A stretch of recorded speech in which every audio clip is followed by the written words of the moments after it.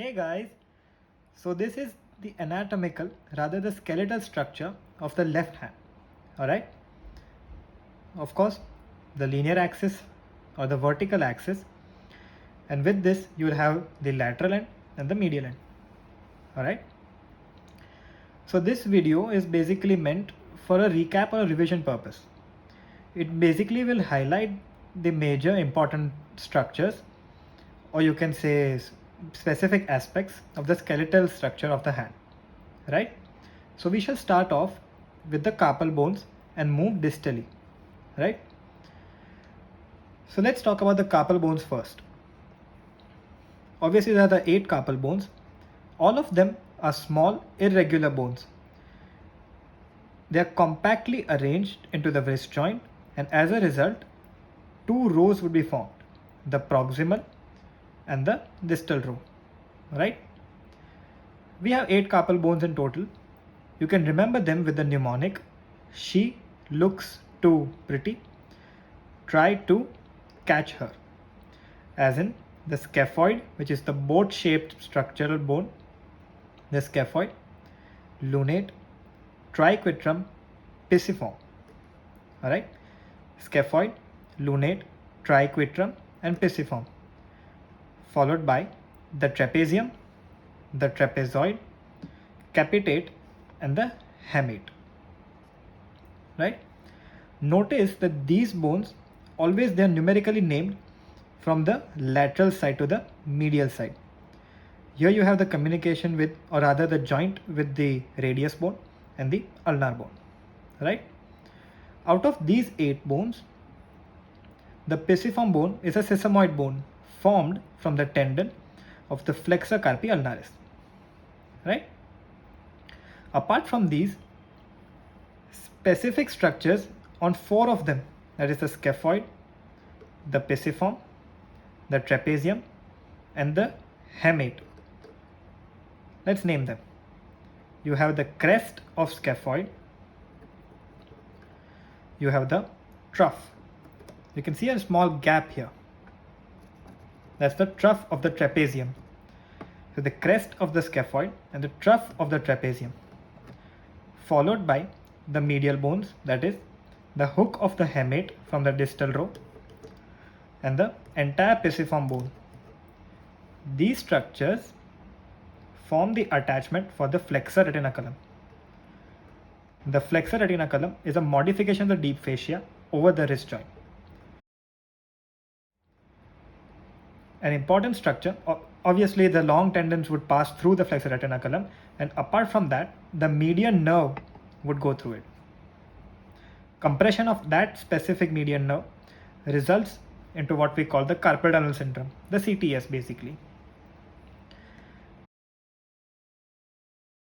So once again we'll name them. That is a scaphoid, lunate, triquetrum, and pisiform, followed by trapezium, then trapezoid, capitate, and hamate, right? From a forensic medicine point of view, let's talk about the age of ossification. Well, firstly, sesamoid bone, that's the pisiform bone, would ossify at the very end.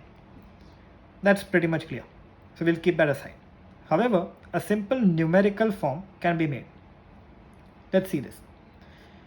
The scaphoid, lunate, triquetrum, and pisiform form the proximal row, right? The scaphoid bone would ossify at the 5th year, followed by the lunate at the 4th and the triquetrum at the 3rd. Just remember from a countdown sequence. That's 5, 4, 3. 5, that's 5th year. 4, that's the 4th year. 3, that's the 3rd year. Then invert the series.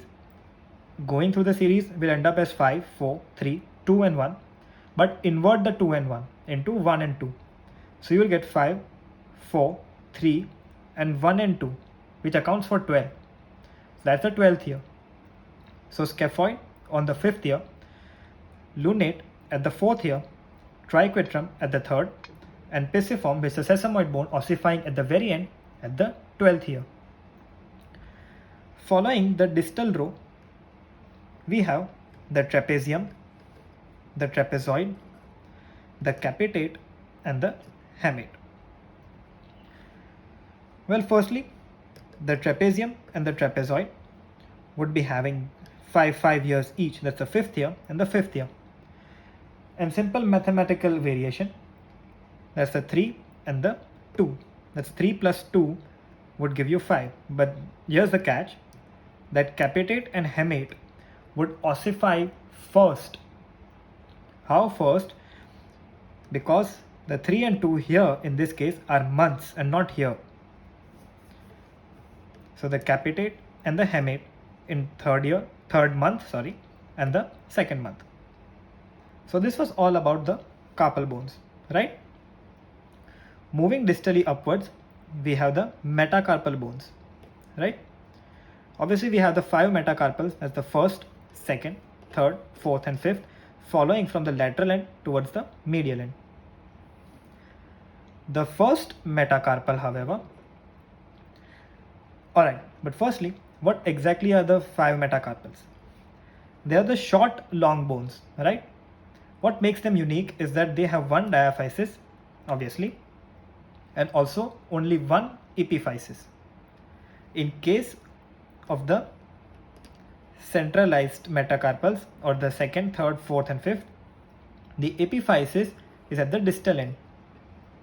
Only for the first metacarpal, the epiphysis is on the basal end, or you can say the proximal end. In certain cases, in general anatomy, we must have read this, is that aberrant epiphyses, which are not usually present, in certain cases they might be present, which involves the upper or the distal end of the first metacarpal and the bases of the rest of them. They are not usually present. Usually, the epiphyses that are present involves the basal end of the first metacarpal and the distal ends of the second, third, fourth, and fifth metacarpals. Then finally, we have the 14 phalanges, the proximal phalange and the distal phalange for the first metacarpal, followed by the proximal, middle, and the distal phalange for the rest of them.